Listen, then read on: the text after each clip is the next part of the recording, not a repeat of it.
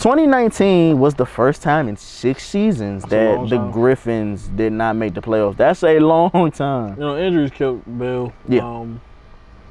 Quarterback Zion Pierce, he still put up nice numbers as a freshman, but injuries killed him. And I've been on the team like that before where injuries killed us. We were in a battle for first place at the time. So I understand how they feel. Can't never get it back. That's true. But, you know, just got to keep rebuilding, and hopefully once you rebuild enough, you don't have to rebuild anymore. That's true. And coming into last season, as the favorite and the defending champs, 2019 was very humble. Yeah. It was a very humbling year for Bill. Took a lot of lumps, as, you know, most young teams do, but did show potential. Like you just mentioned, sophomore QB Zion Pierce, Johnson boy, right? Yes. Johnson boy. 1,100 yards, 13 scores, and will only improve with experience. That's a lot. Yeah, for a freshman. For a freshman. On a team that went through, caught the injury bug early in the season and throughout the season. Only will improve with experience. Junior running back Tobias Barton. If he stayed healthy in 2019, he would have ran for 1,000 yards easily. Will be a playmaker and a vocal leader on both sides of the ball.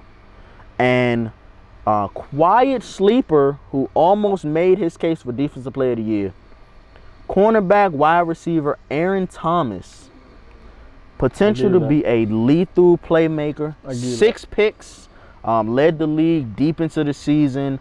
Messiah Douglas and Damian Gant ultimately had more than him. Both of those guys were tied with 8.